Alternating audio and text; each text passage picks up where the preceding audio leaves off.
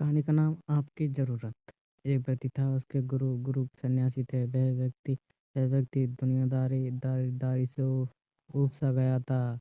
वह अपने गुरु की तरह ही दुनियादारी छोड़कर सन्यासी बनना चाहता था। उसने अपने परिवार को यह बता दिया कि सभी ने मना कर दिया कि ये कहते हो कि हम सब आपसे बहुत प्यार करते हैं। फिर उसने अपने गुरु को यह बात बताई, परंतु साथ ही कहा कि उनका घर परिवार, बच्चे, पत्नी संन्यास लेने नहीं दे रहे हैं, क्योंकि वह मुझसे बेहद प्यार करते हैं।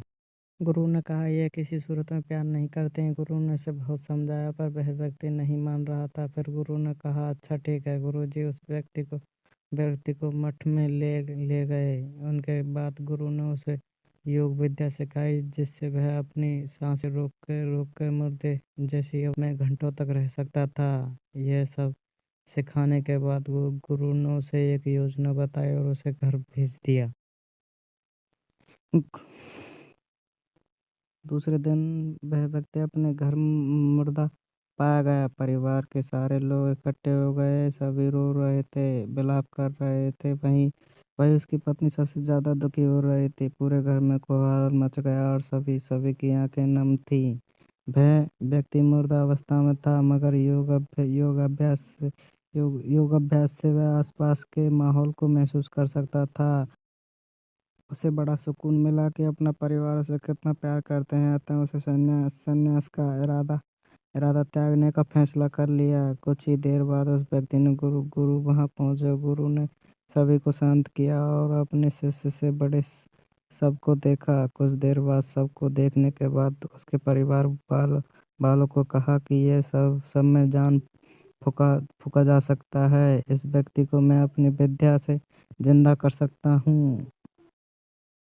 यह बात सुनकर घर के सभी लोग बहुत खुश हो गए। सभी को एक उम्मीद की किरण नजर आ रहे थे। फिर सभी ने उस सन्यासी से कहा, तो आप यह काम जल्द से जल्द करिए। इस पर उस सन्यासी ने कहा, एक समस्या है। इस कार्य के लिए परिवार के किसी अन्य सदस्य को अपने प्राण त्यागना होगा।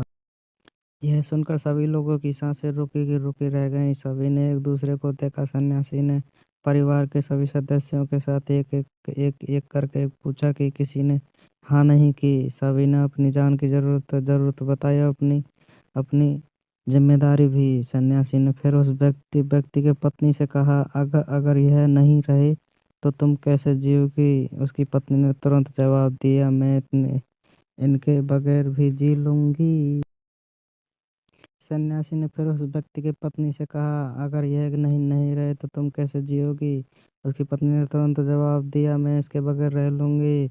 गुरु ने उस व्यक्ति के बच्चे से भी यही सवाल किया। उसका भी जवाब नहीं था। फिर भी यही सवाल उस व्यक्ति के माता पिता से किया। जवाब एक ही था। इसके बाद गुरु उस व्यक्ति के सबके पास आए और बोले, व्यक्ति तुम उठ खड़े हो जाओ। अब यह व्यक्ति उठकर कर कर बैठ। फिर उसके गुरु वहां से जाने लगे।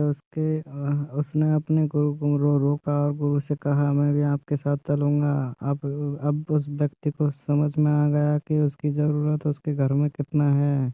अब वह एक पल की भी अपने घर में रहना नहीं चाहता था। यह कहानी आपको यह सिखाती है कि आप होने या नहीं होने से आपके परिवार या किसी आदमी पर कोई भी असर नहीं पड़ता। अगर कहानी अच्छी लगी हो तो शेयर एंड सब्सक्राइब करें। Thank you.